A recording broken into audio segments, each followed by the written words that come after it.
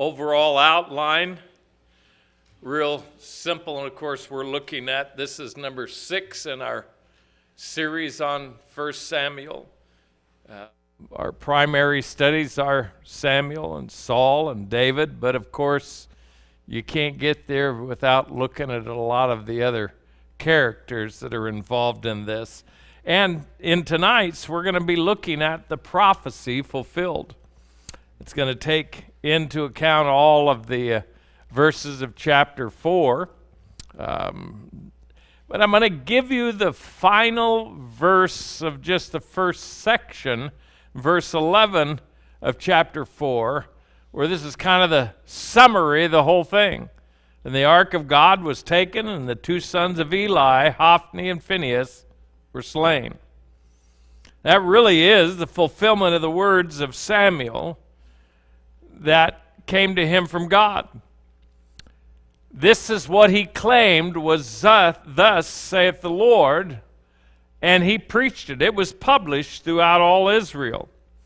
In fact, the first part of this verse, or I should say the first part of chapter 4 and verse 1, is a lot of people will attach it to what comes after.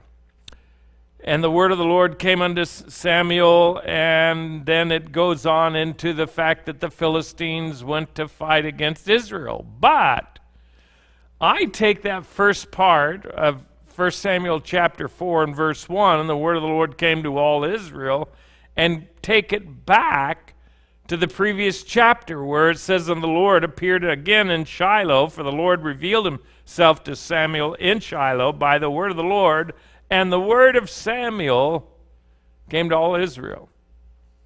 Now there's a reason why, and I know that there are commentators who differ on that. I'm pretty convinced I'm right. I usually am, though, convinced that I'm right. If I wasn't convinced, I wouldn't tell you so. I wouldn't preach it. But the reason why I say that is because you remember Samuel's words are, and if you look at what happens, Eli is still pretty much in charge. But all that takes place is the end of his ministry that happens in this chapter. This is his final hurrah. If you remember, too, that the man of God came to Eli before Samuel in chapter 2 and verse 34. After we see this, again, chapter 4, verse 1, let me go into chapter 2, verse 34. And this shall be a sign unto thee. It's what the prophet of God came and said to Samuel, or said to Eli, that upon thy 2 sons, on Hophni and Phinehas, in one day they shall die, both of them.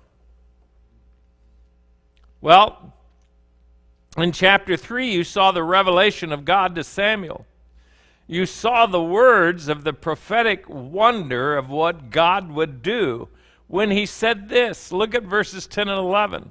And you'll see this again, but he says, and the Lord came and stood and called as at other times, Samuel, Samuel. Then Samuel answered, speak, for thy servant heareth.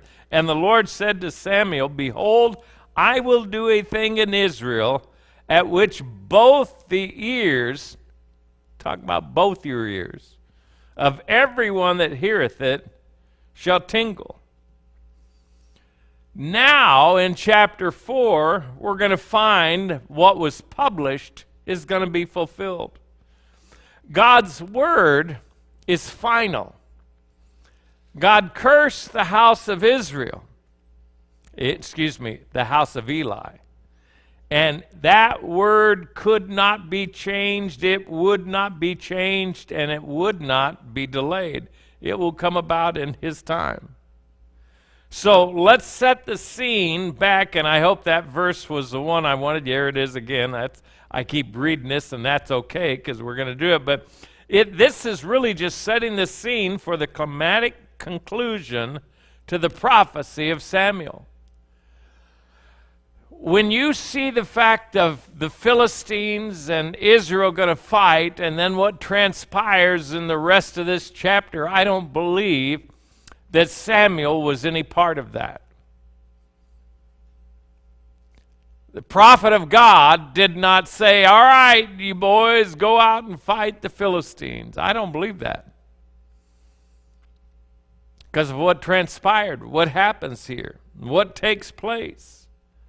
So we're going to look at a little bit. Again, it's kind of interesting that notice this too. Now Israel, and that's why I started short of those first several words, but they went out against the Philistines to battle and pitched beside Ebenezer. And the Philistines pitched in Aphek. Well, if you read on, this place was not yet entitled or given the title Ebenezer. That doesn't happen until chapter 7.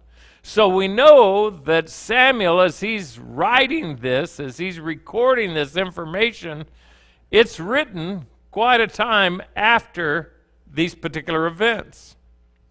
So in chapter 7, you'll read or find where it says in verse 12, then Samuel took a stone and set it between Mizpah and Chin and called the name of it Ebenezer, saying, hitherto hath the Lord helped us. That's current history.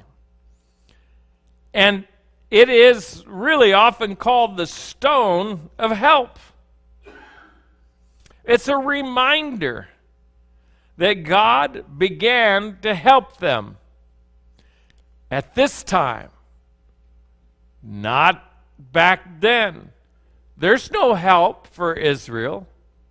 There's no help for Eli. There's no help for Hophni and Phinehas. There's no help for them at all.